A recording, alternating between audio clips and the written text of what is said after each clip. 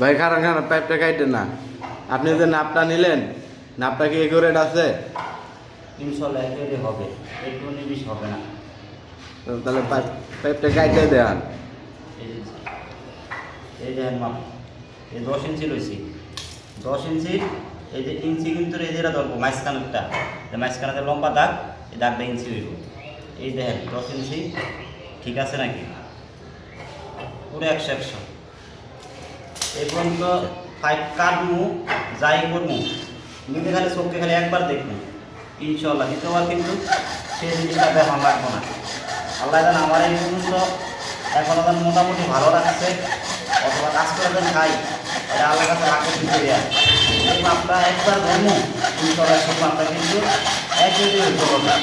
আমি দেখছি অনেক টেকনিশিয়ান মাপ একরকম ধরে আর দিকে জায়গা, আর রকম হয়ে জায়গা, মাপ কিন্তু 19-20 হয়ে জায়গা।